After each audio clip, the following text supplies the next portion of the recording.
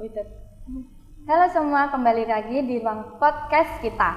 Hari ini kita bakal ngobrol tentang dua dunia yang mungkin terlihat berbeda, tapi nyatanya bisa saling melengkapi, yaitu dunia pramuka dengan segala kegiatan alam, baris berbaris kedisiplinan, serta dunia OJMA, organisasi jurnalistik Mafah, yang penuh dengan tulisan, kreativitas, dan informasi. Nah, gimana rasanya bisa aktif di dua organisasi ini sekaligus? Apa tantangannya dan apa penjelasan yang bisa dipetik? Yuk kita obrol lebih dalam bersama narasumber kita hari ini. Halo Kak. Hai. Boleh perkenalkan diri dulu. Oke, sebelumnya terima kasih sudah mengundang saya sebagai narasumber untuk kali ini. Perkenalkan, nama saya Nafiatul Ilmiah. Saya dari MA Fathul Huda, Sidoarjo, Sayung Demak. Lagi? Ini sedang apa nih kesibukannya sehari-hari di sekolah tuh ngapain? Untuk kegiatan hari ini, akhir-akhir ini, saya tuh sedang sibuk. Kalau soal di pramukanya, saya sibuk mengurusi Bantara adik-adik pada bulan Oktober nanti. Terus untuk kegiatan jurnalistiknya, saya sedang sibuk untuk membuat majalah. Untuk membuat majalah, itu adalah poin penting dari MA. Itu. Kenapa tuh jadi poin penting dari MA? Karena ini, majalah itu setiap tahun tuh baru ya kan, setiap tahun baru mengeluarkan ide-ide baru. Nah, kalau sudah jadi nanti itu biasanya tuh dikasih ke para adik kelas. Itu nanti dikasih adik kelas. Nanti tuh buat kan simpan di rumah kan, buat mereka simpan di rumah. Itu mereka memperkenalkan, ini loh organisasi jurnalistik gitu. Juga di situ di dalam OJMA itu mengajarkan kita bagaimana cara mengolah kekreativitas kita dalam dunia gitu. Kenapa nih memutuskan ikut organisasi di sekolah bukan fokus belajar aja? Nah kalau itu tujuan saya ini ya, kalau fokus sama belajar doang, kita nggak mempunyai pengalaman yang lebih gitu. Jadi saya kalau mengikuti suatu organisasi, ya tujuan saya itu untuk memperluas wawasan saya. Juga kan saya orangnya tuh kepo banget gitu loh.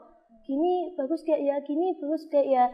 Dan saya mengambil beberapa organisasi itu tergantung pada passion saya tuh di mana saja gitu. Contohnya tadi di pramuka, saya sukanya pramuka karena sifatnya mengalam, saya suka alam gitu. Saya ikut organisasi jurnalistik, saya idenya banyak gini, passion saya di situ gitu. Itu buat menambah wawasan, buat menambah pengalaman gitu ya. Dari sekian banyaknya organisasi nih ya Kak, kenapa tertarik di pramuka dan OJMA? Tuh biasanya pertanyaan tuh sangat mudah banget ya kan. Untuk organisasi pramuka itu tuh saya suka tuh dari kelas 4 SD. Karena kekompakannya dalam pramuka, terus sifatnya mengalam sana sini oke gitu. Terus kalau organisasi OJMA itu tuh ide saya, semuanya saya punya ide bagaimana kalau kita buat ini, terus mereka tanya ini tuh apa gitu, kayak buat majalah, terus buat medding di sekolahan pasti kan punya meddingnya satu persatu kan. Nah di situ bagaimana cara agar medding ini tidak kosong, kita kasih apa, tidak harus monoton dengan informasi dari sekolah gitu. Jadi kita biar daya tarik mereka dalam soal seni itu nambah luas gitu. Itu kalau buat medding ya, buat medding tuh 1 minggu sekali atau 1 bulan sekali? Nah kalau itu biasanya dari pembina saya itu memutuskan untuk 1 bulan sekali gitu. Itu diambil biasanya jadi per kelas. Contohnya bulan September ini itu jadwal kelas 10A. Terus nanti bulan Oktober 10B dan seterusnya. Jadi itu urutan per kelas. Urutan per kelas. Juga biasanya tuh nanti ya disediain lomba. Lomba mading, kelas mana yang paling kreatif, kelas mana yang paling bagus lah. Nanti bisa diambil untuk dimasukkan ke majalah. Itu setiap lombanya tuh setiap habis semester atau sekolah ngadain sendiri? Tergantung sekolah yang ngadain sendiri. Tergantung pembinanya tadi juga sama kepala sekolahnya ngizinin apa enggak. Menurut kamu nih, apa manfaat ikut organisasi seorang pelajar untuk seorang pelajar? Untuk seorang pelajar, terutama saya itu menambah wawasan, paling pentingnya menambah wawasan, menambah pengalaman, juga mengajarkan apa arti itu kekeluargaan sama kekompakan tim.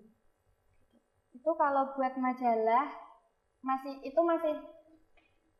contoh nih ya, pikiran bareng-bareng. Iya, pikiran bareng-bareng. Nanti dirangkum jadi satu gitu atau mungkin sendiri. Itu biasanya kita dibagi dulu. Beberapa anggota kita kelompok ini buat artikel soal ini, nanti ini yang ada gambarnya, ini yang buat ini gitu. Terus kalau ada artikelnya kita tuh cari dulu judulnya tuh apa, lalu kita pasrahin ke mereka, ke kelompok tersebut. Nanti mereka kan yang ngarang ya, mereka yang cari referensi. Kalau sudah, nah, mereka kasihkan ke ketuanya, ini bagus enggak gitu. Kalau ketuanya sudah ACC, sudah bagus, baru mereka nulis di majalahnya, masukkan di majalahnya.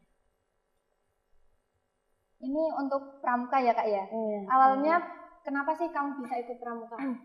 Ceritain sedikit. Nah, yang tadi saya bilang, saya tuh menyukai pramuka dari kelas 4 SD ya kan. Itu berlanjut di SMP. SMP itu semakin gencar ikut pramuka, dari lomba inilah, lomba itulah, ikut pramuka Garuda lah. Nah, maka dari itu semakin banyak pengalaman, semakin banyak prestasi saya di situ. Jadi saya nggak mungkin nge-stuck di situ aja. Nggak mungkin kan kita kayak di situ aja, di SMP aja pramuka saya udah bagus kok gini. Iya, kan nggak mungkin kan. Yeah. Nah, maka dari itu kita lanjut di MA saya. Itu mau melanjutkan wawasan, tapi ternyata di MA saya itu tidak mengizinkan seorang perempuan untuk bekerja, maksudnya kayak beraktivitas lebih banyak gitu. Kenapa tuh kok nggak ngebolehin? Ya kalau itu kan saya nggak tahu kan, itu kan di luar wewenang saya. Saya cuma ikut dari arahan para kepala sekolah gitu. Terus saya juga kan lagi mondok, ya kan. Jadi saya ikut peraturan pondok yang tidak boleh mengikuti. Ya bukan tidak boleh, lebih banyak membatasi gitu loh. Soalnya kan di sana kan ya pondoknya kan kitab, jadi fokusnya di kitab dulu. Menurut kamu apa kegiatan yang paling berkesan selama ikut pramuka? Kegiatan yang paling berkesan itu mungkin saat bantara.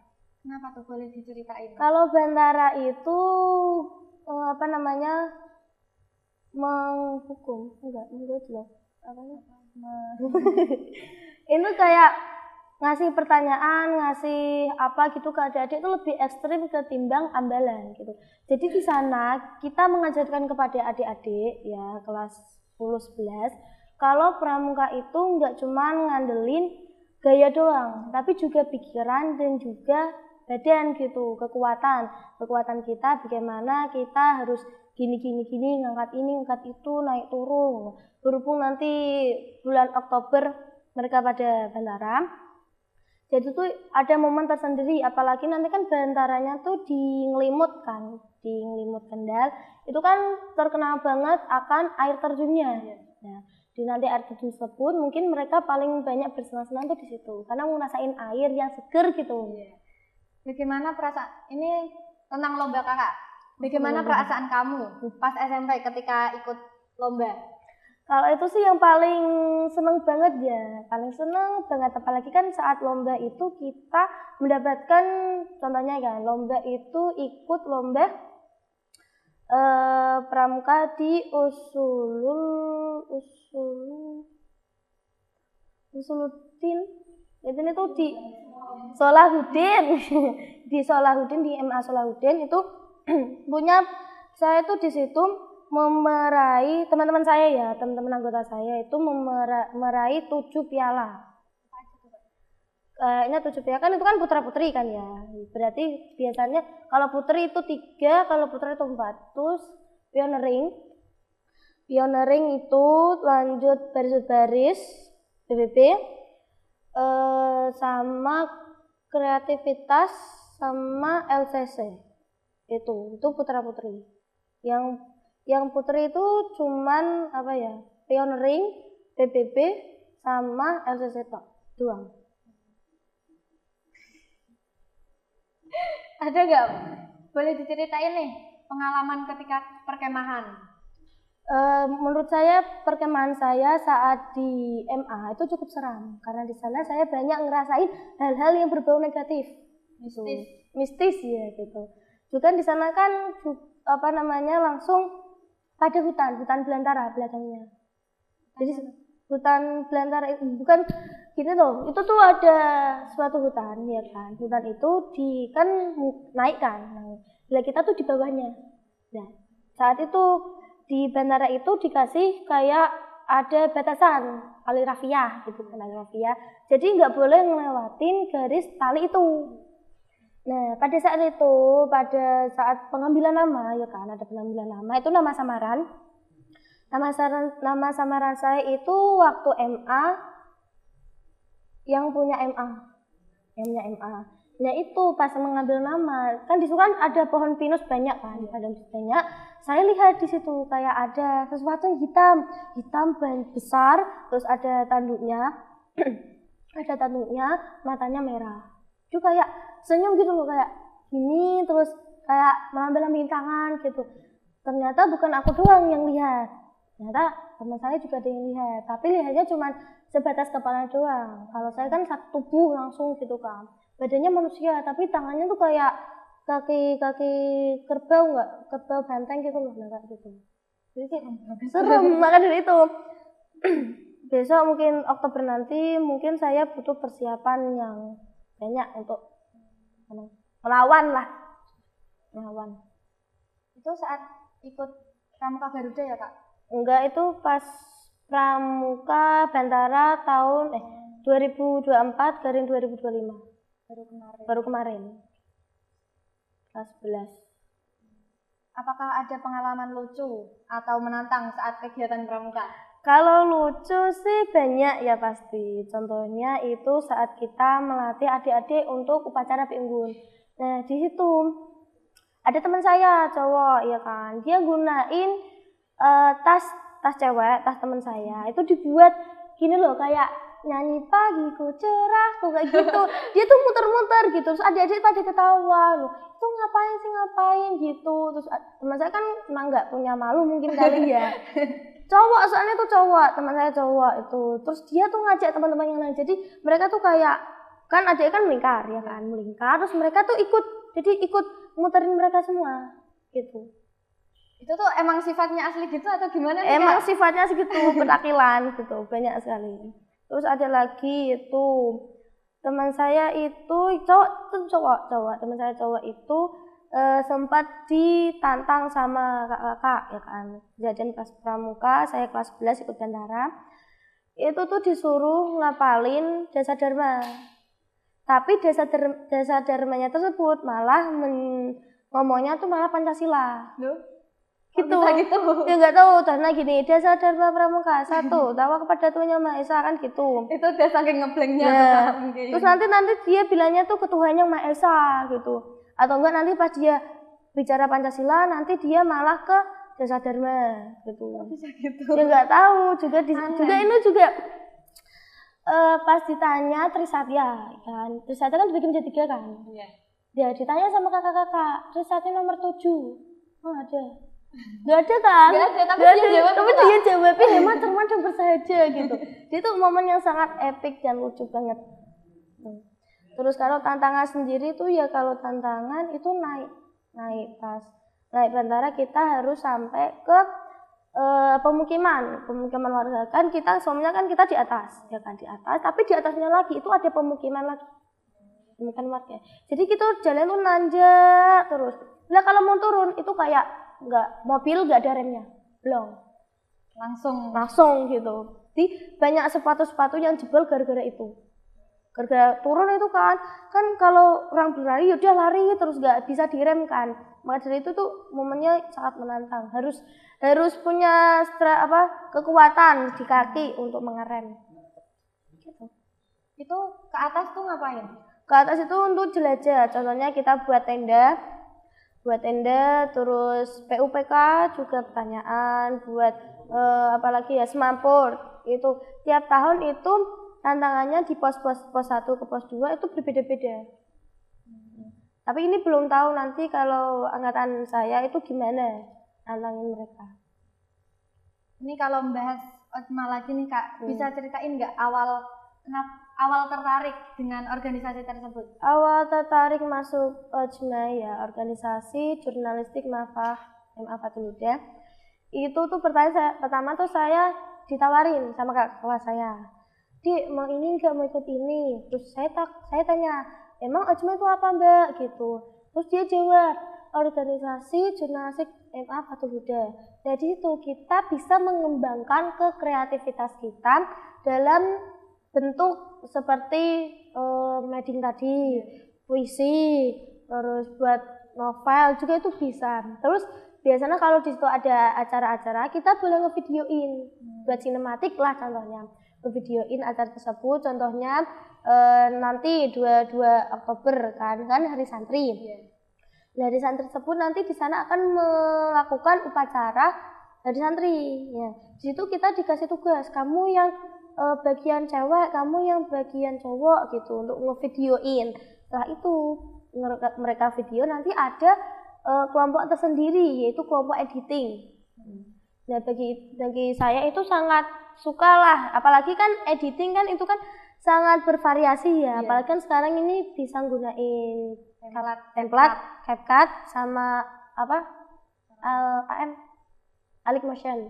Ya, itu sangat gampang. Jadi kita tinggal pilih template-nya tuh yang mana, yang bagus tuh yang mana, tinggal kita masukin. Gitu. Tapi ya enggak di situ juga. Biasanya tuh kita suruh ngedit sendiri, jeda-jeduknya lah, sinematiknya lah gitu, suruh edit sendiri. Itu kan tadi kakaknya bilang buat novel, boleh buat novel di sana? Ya di sana itu lebih ke cerpen. Kalau novel itu biasanya kita buat wawasan kita. Kalau seumpamanya kan ada orang yang suka menulis gitu, juga punya kreativitas yang tinggi. Cobalah kita buat dia yakin dengan kemampuannya gitu. Terus dia bilang, aku mau jadi penulis, aku mau jadi ini. Terus kita kasih saran, bagaimana kalau kamu buat novel, kan kamu bagus di cerpen. Terus kita bilang lah ke pembina, Pak kalau buat novel gimana? Ternyata tidak disetujui oleh pihak pembina kan. Soalnya kalau novel itu untuk anak-anak, biasanya untuk seumuran kita itu lebih ke cinta-cinta, romance ya kan, romance. Terus juga kalau untuk genre-genrenya itu lebih ke romance, jadi nggak boleh gitu. Walaupun soalnya apa, daya tarik seusia kita, seusia Gen Z ya. Gen Z itu lebih ke romance, komedi, horor. Gitu. Tiga itu kan. Soal film action itu action, terus pendidikan itu sangat jarang, minim sekali. Sekitar 0,9/10 lah untuk minatnya. Maka dari itu kita buat cerpen, ya akhirnya cerpen disetujui oleh pimpinan. Nanti kalau buat cerpennya tuh nanti dijual atau untuk sekolah? Untuk kalangan sendiri. Jadi nggak dipublik? Nggak dipublik. Ya dipublik itu nanti saat kita buat majalah ya kan, atau buat cerpen lah itu nanti kita kasih ke seluruh siswa. Jadi mereka yang baca sendiri. Jadi kalau mereka mau kasih seorang ya terserah mereka. Intinya kita ngasihnya ke mereka dan tidak boleh dijual. Ini tenang kakaknya nih. Apa yang paling kamu sukai dari jurnalistik? Yang paling aku sukai dari jurnalistik itu lebih ke menulis, mengarang. Kakaknya pernah buat buku berarti? Buat cerpen? Buat cerpen ya, karena itu adalah keahlian saya ya. Keahlian saya ya. Apalagi kan menulis kan juga butuh karangan di pikiran ya kan. Jadi imajinasi saya itu saya taruh di sebuah tulisan. Nah, tulisan tersebut kita dibuat cerpen. Itu kan kadang kan kalau ada nih ya orang yang kalau buat cerita tuh nunggu mood, Ya. nunggu moodnya bagus. Ya. Nanti kalau udah nggak mood ya udah gitu kan. Kalau saya sih lebih temannya kalau saya nggak mood, contohnya saya lagi kesal, ya udah saya nulis cerpen tersebut sesuai dengan situasi yang saya apa yang saya rasakan, situasi saya saat ini. Kalau nggak mood ya udah saya bilang kayak gini aku marah gini. Kalau aku sedih aku nangis gara gini gitu. Ini tergantung pada mood saya gitu. Tapi saya tipe orang yang kalau udah nggak mood udah tuh enggak. Udah kalau mood ya udah seberapapun mood saya, seberapa senang sedih hidup saya tetap buat cerita. Pernah buat berapa cerita nih Kak? Sampai sekarang itu mungkin 4 enggak 5. Soalnya tuh ini apalagi banyak apa juga itu bukannya gini loh. 4-5 itu lebih ke berapa halamannya. Latar halaman itu biasanya kan buku Facebook itu kan isi 100 itu ya udah satu buku itu satu cerpen tersebut. Itu lebih ke novel tapi ya sedikit jadi ke cerpen gitu. Kakaknya seringnya di kasbuk. Udah banyak uang saya keluarkan untuk membeli kasbuk itu. Perjuangan sekali. Untuk mengolah ke kreativitas. Juga kan sekarang ini kan Gen Z banyak sekali yang bacanya di handphone kan, di gawai. Nah, itu saya masukkan di Wattpad. Udah punya. Tapi kan itu karena saya anak pondok, jadi saya tuh nggak terlalu menekakan ke gawai di handphone ya kan. Maka dari itu saya tulis saja di buku. Kalau nanti saya ada waktu, saya baru masukkan ke Wattpad tersebut. Teman saya sudah ada, dia tuh orang Bonang. Dia tuh udah mempunyai 3.000 pengikut. Banyak banget. Untuk mungkin lebih kalau nggak salah itu terakhir kemarin 1 bulan yang lalu bilangnya gitu. Terus dia tuh kasih gini gini ini bagus gak novelnya, ini bagus gak ceritanya gini. Terus dia tuh punya salinan loh ya, dia kayak oret-oretannya itu kasih ke saya, skenarionya dia kasih ke saya. Habis itu kayak kalau saya ACC ya kan, ini bagus. Jadi, kayak kita tuh saling membantu gitu loh, saling membantu. Kalau saya punya ide saya kasih ke dia, kalau dia punya ide dia kasih ke saya gitu. Tapi itu penting loh Kak, kan bisa jadi nih menurut kita tuh itu tuh bagus, tapi menurut orang lain tuh kok gini ya. Ya maka dari itu kita juga butuh pendapat kita orang. Ya join lah kami, join ke kreativitasan. Pernah nggak merasa kesulitan mencari ide dan liputan? Nah, itu kalau liputan itu biasanya kita tergantung pada ketuanya. Ketuanya bilang ini ya. Kalau ketuanya itu dari pembinanya. Kalau pembina tidak mengasih izin, contohnya saya mau membuat liputan untuk MA ya kan, untuk sekolah saya. Tapi itu tidak disetujui oleh pihak pembina dan kepala sekolah. Dan mereka ngasihnya kebiasaan tuh ke OSIS gitu. Jadi OSIS yang nanganin. Padahal OSIS tersebut juga ikut organisasi OJMA tadi. Jadi kita mempunyai timbal balik dari OSIS dan OJMA. Berkolaborasi lah. Bagaimana rasanya melihat tulisanmu di publik dan dibaca banyak orang? Ya itu suatu kehormatan, ya senang juga ya. Apalagi tuh kalau biar orang tuh tahu kita tuh bisa membuat suatu karya agar bisa dinikmati, bisa memotivasi semua orang. Apalagi kalau saya tuh biasanya di bidang artikel, saya tuh biasanya membuat puisi atau enggak gitu cerpen ya kan. Buat artikel tersebut nanti kan biasanya ditempelkan di mading, jadi suatu kehormatan untuk bisa dibaca. Jadi mereka yang lihat tuh, ih kok gini, ih bagus deh gini gitu. Jadi kita tahu apa respon dari mereka tuh gimana terhadap mading yang saya buat dan teman-teman. Iya kan itu kan juga buat mengisi kekosongan di mading gitu. Masa informasi sekolah doang kan bosen kayak, gitu kan. apa sih gitu. Informasi sekolah ya bisa dalam sama gini, satu informasi sekolah itu biasanya kan nggak selalu ditempelkan ke dalam mading gitu. Biasanya kan lewat ketua kelas, nanti ketua kelas menyalur ke seluruh kelas nanti kalau kelas sebelah nggak tahu nanti bisa menyalur gitu. Jadi nggak semuanya harus nge-stuck mading informasi gitu. Apa perbedaan paling terasa antara kegiatan pramuka dan jurnalistik? Kalau soal perbedaan itu mungkin di kekompakan kalau nggak salah. Soalnya apa, kalau di jurnalistik kompak sih kompak, tapi itu mereka tuh kalau sudah megang HP ya kan, soalnya mayoritasnya itu anak pondok, jadi itu susah sekali untuk dikontrol gitu. Berbeda kalau di pramuka tuh kompaknya tuh banyak banget tuh, kayak harus gini yaudah mereka setuju. Kayak sebenarnya satu orang semuanya kayak nggak bawa sepatu apa kaos kakinya warnanya beda kan, biasanya kan kaos kaki pramuka tuh warnanya kan hitam, sebenarnya dia bawa warna-warni kuning gitu kan ya, jadi kan dia tuh harus tetap punya tanggung resiko gitu. Kalau di jurnalistik itu kan ya udah ya aku gini kok, jadi itu beda.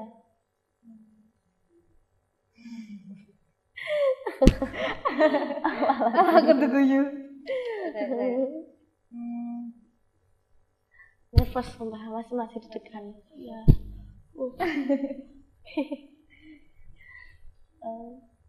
Apa yang memotivasi terbesar kamu aktif di organisasi? Padahal pasti tubuh butuh banyak waktu istirahat. Ya. Kalau itu menurut saya imun tubuh kan, imun tubuh orang kan berbeda-beda, dan alhamdulillah imun saya itu kuat ya kan, kuat aktif sana sini. Sejujurnya saya itu punya empat organisasi, ya, pramuka, jurnalistik, English club, sama biologi club.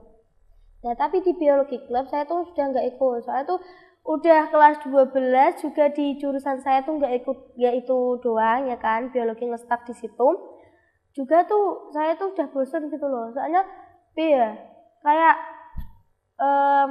sudah bosan gitu karena di situ tuh gurunya juga jarang berangkat gitu, jadi saya bosan. Kalau di English Club itu emang wajib di saya, soalnya kan kita di era modern ini kalau nggak bisa bahasa Inggris itu akan ditertawakan gitu ya kan. Contoh bilangnya ini meja ya kan, bahasa Inggrisnya apa nggak tahu, itu sangat, padahal ini meja tuh paling sering digunain, ini kursi juga, ini kalau bahasanya juga kan bahasanya table, nanti table gitu. Ini chair bacanya cair gitu, apanya yang cair gitu, cair gitu. Jadi kayak nanti gimana ya, lucu tersendiri gitu loh, momennya tuh malah terkesan kudet gitu, nggak afdol kalau nggak bisa bahasa Inggris. Kadang tuh juga kan ada, kalau udah bacanya beda itu tuh udah beda arti gitu. Flowers itu beda semuanya. Padahal itu mirip. Pelafalan kita yang kurang, apalagi kan kita lidahnya kan lidah Jawa ya kan, pasti kan kepelit-pelit. Jadi kita tuh butuh banget belajar bahasa Inggris secara bertahap. Nanti biar apalagi kan kemarin saya baru study tour ya kan, study tour di Bali. Saya di sana tuh bukan dikawal sih, lebih ditemani sama tour guide-nya di sana. Itu manggilnya kan Mbok Kadek, masih muda. Dan ternyata Mbok Kadek tersebut itu angkatan saya. Kelas 12. Padahal dia tinggi banget, kenapa dia sering olahraga, terus pelafalan bahasa Inggrisnya juga itu bagus banget. Pernah tuh saya bilang, Mbok itu tolong mau foto sama orang itu. Terus habis itu orang Mbok Kadek tersebut ikut menghampiri turis tersebut sama tour guide-nya. Dia bilang, ini mau foto gini. Terus aku ajak omong lagi itu tadi. Dia bilang, who are you from? I'm from Indonesia. I'm from Cikenes. Saya dari Jawa. Terus aku bingung, Jawa Tengah tuh bahasanya apa gitu. Terus diajarin sama Mbok tadi. Terus jadi saya kalau nggak salah itu orang Australia. Pertama itu di Australia, habis itu voter sama orang Brazil, orang Korea, sama orang Amerika. Aku pernah tuh di Bali. Di Bali? Kak ini. Di Bali tuh kan Kak ya, ada orang dia tuh bicara sama aku, tapi aku tuh nggak paham soalnya dia pakai bukan bahasa Inggris. Kayaknya tuh dia tuh orang Jepang kalau nggak orang mana gitu. Dia tuh mau bilang, Kak aku mau duduk sini, mau duduk samping mau foto. Tapi dia tuh bicaranya tuh pakai bahasa Jepang gitu. Aku kan nggak paham ya, aku tuh nggak paham banget, apalagi itu bahasa asing ya. Iya, asing mending kan bahasa Inggris ya, karena Iya. bahasa Jepang, Korea itu kalau nggak bisa bahasa Inggris kan beda banget gitu. Terus kan itu ya. Terus habis itu tuh aku gini, ekspresif kan gini. Itu dalam hatiku tuh bilang, itu tuh bilang apa? Aku nggak tahu loh. Kayak ngomong apa sih? Ya udah kalau mau duduk aja gitu. Iya. Gak usah bilang-bilang. Dia tuh apa? Ya kayak gitu. Aku tuh gini. Aku tuh masih di situ tuh. Aku tuh gini. Ini aku harus jawab apa? Aku nggak tahu dia tuh ngomongnya apa gitu. Tapi dia tuh bilangnya sama aku. Tapi aku mau jawab apa? Aku bingung gitu. Banget karena dia bilangnya pakai bahasa Inggris kan akan lumayan paham gitu kan. Sedikit. Terus habis itu akhirnya dia tuh meragain, aku mau duduk sini. Terus aku bilang, oh iya gitu. Terus dia bilang aku mau foto, tapi dia tuh kayak nggak tahu ya, dia tuh mungkin bingung mau bilangnya gimana nggak tahu ya. Bukannya bilang bahasa Indonesia, ngomong sama kamu itu gimana interaksinya. Takutnya kalau pakai bahasa Jepang tadi nggak paham, takutnya nanti kalau gini gitu. Terus akhirnya dia tuh meragain, Kak mau foto, sambil nunjuk kameranya. Kak mau foto, oh iya Bu. Di situ kita bareng-bareng kan. Akhirnya kita di situ foto. Dan habis itu tuh kayak tadi tuh bilang apa sih gitu. Kayak masih gak paham tadi bilang apa. Kalau momen lucuku itu saat di Pura Luhur Raden Mas Seseh. Itu kan sebenarnya kan kita kan mau ke Tanah Lot. Nah, ke tanah tersebut pas saat di Tanah Lot mungkin itu keadaan pasang, jadi nggak boleh turun. Sama. Iya kan, langsung dilanjut ke Pura Luhur Mas Seseh. Itu orang Islam, intinya tuh punya istri orang Hindu, tapi tetap Islam. Habis itu saat mau keluar dari, kan udah selesai berdoa tahlilan dan kawan-kawannya itu, pas mau keluar mau foto-foto, kan di situ kan ada rumput hijau kan, luas banget. Aku dibilangin sama umi pondok aku, bilang gini, Dok, hati-hati kalau nanti ngijak sesajen gitu. Soalnya di sepanjang itu ton ada sesajen banyak banget. Gak gitu loh, gini loh semuanya ya. Ini kan jalan yang sudah aspalan. Habis itu kan di sini, itu di tengah-tengah sini. Ada juga. Ada itu sekeliling sini tuh menyebar di sini, di pojok-pojok sini, di pertengahan lah. Habis itu saya tuh mau injak kotoran anjing. Ya udah, saya sudah ditahan kan, sudah ditahan sama Umi, awas Dok gitu. Terus habis itu saat kakek saya kan gini, lihat mau gini malah nginjek sesajen. Wah di situ hati ketar-ketir, mau gimana nanti ada apa-apa gini. Terus Umi bilang nggak apa-apa gitu. Tapi kan di hati kan nanti kalau gimana gitu kan. Nanti kalau gimana, nanti kalau aku ada dia apa-apain gimana, nanti gimana takut. Intinya di pikiran tuh negatif semua. Negatif, takutnya nanti hantu yang di situ nanti ikut pulang gitu loh. Terus berbau mistis tuh takut banget. Itu tuh juga kalau di bus tuh diingatin terus hati-hati sama sajennya, jangan sampai diinjek, jangan sampai diapa-apain gitu. Jangan diar-waru gitulah. Iki ditunggu ya. Oke, untuk kata-kata motivasi saya ya kan. Motivasi saya itu jika kamu mempunyai suatu kreativitasan, suatu ide lah, namanya, kamu jangan sungkan untuk mengekspresikan, berkaryalah dengan kepercayaan dirimu. Juga teman saya tuh bilang gini, jika seorang pemimpin saja tidak bisa menghandle anggotanya, apalagi anggotanya. Iya. Soalnya kan Anggota tuh tergantung ketua. Pemimpinnya. Kamunya aja enggak apa ya, enggak becus gitu kan ya, apalagi dengan anggotanya gitu. Anggotanya malah leha-leha. Jadi anggota terserah, nah, ketua aja gue terserah, Gini, apalagi gue gitu. Ketuaku aja gitu. Masa aku harus kerja gini? Kan ketua harus kasih contoh yang baik. Baik gitu. Ya sebenarnya ketua itu emang sepatutnya tuh mengarahkan, nggak usah ngambil alih, cuman ini diarahin. Kamu lu sebenarnya gini aja gitu. Nggak usah gitu. Yang penting tuh ketua kasih contoh yang baik gitu. Ya. Masalah jurnalistik nih Kak, kadang kan ada orang nih yang kayak dia tuh punya bakat di situ, tapi dia tuh takut mengekspresikannya. Nah kalau itu biasanya kita menawari dulu, ya kan, kamu pilih bidang apa, editing, fotografi, artikel, seni atau gimana. Terus mesti kan dia kan mengekspresikan dengan lewat tulisan gitu kan. Kak, kayaknya suruh ada Kak, aku bisa di sini aja ya. Yaudah kita masukin di situ gitu.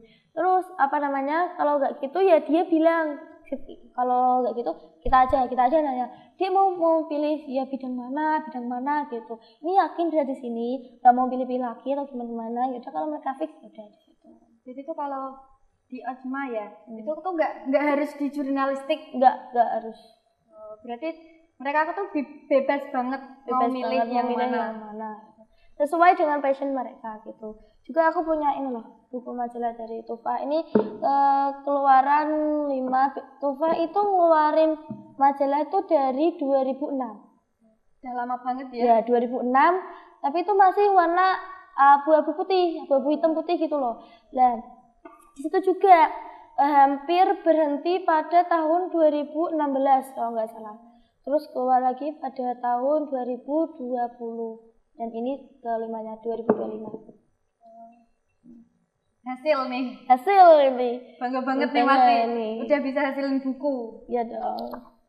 Ini banyak sekali ini yang majalah di sini tuh mengetahui bagaimana di MA Fatulda tuh ada apa saja. Di sini juga ada guru-gurunya biar mereka pada tahu. Guru-gurunya gini di sini. Terus ini guru-gurunya. Terus ini juga ada seragamnya. Habis itu ini organisasi di MA Fatulda tuh ada banyak gitu, nggak cuman Ojma, OSIS, TKA gitu. Banyak. Ini buat kayak kalau yang mau tahu nih bisa baca buku ini gitu. Ya, bisa.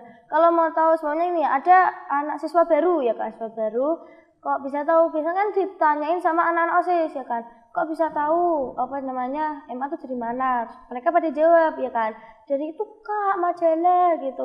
Lalu bisa dapat majalah teman aku, kakak kelas aku itu punya gini. Akhirnya mereka tahu MA Fatulda tuh dari sini. Keren banget.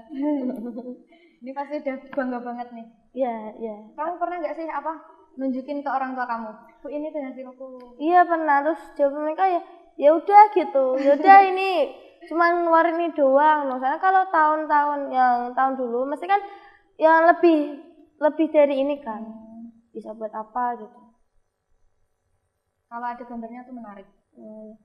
Biasanya tuh nggak ada gambar-gambar gininya. Ini baru pertama kali ini.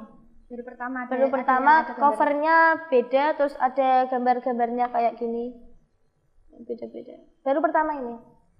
Nggak tahu nanti kapan lagi buatnya. Mungkin ini tadi itu saya tuh di chat sama ketua saya bilang persiapan untuk membuat majalah baru. Jadi edisi ke-6 OTW. Buat kamu nggak apa-apa. Ini buat kamu sebagai kenang-kenangan lah. Beneran nih Kak buat aku. Aku masih punya banyak di gudang. Makasih ya Kak. Iya. Masih punya banyak di gudang. Kasih kenangan guys. Kenangan dari aku kan kita kan sudah lama nggak ketemu kan. Iya berapa tahun tuh? 3. Tapi kelas 11 kita ketemu Pak. Ya kan aku sering kesini. Tapi sebentar doang. Ya kan aku sering kesini juga kan. Iya. Sering main pondok. Main ke pondok. Wah ini nggak kerasa banget nih udah berapa menit nih? Udah 40 menit nih kita bicara, kita ngobrol bareng ya. Terima kasih ya untuk Kak Nafi. Terima kasih sudah meluangkan waktunya ke sini. Terima kasih juga ini loh buat bukunya. Iya, ambil aja, Terima ambil kasih. aja. Terus ya kita tutup aku. Sekian. Itu apa? Bakal bakar ya Pak? Adalah karena konten yang mau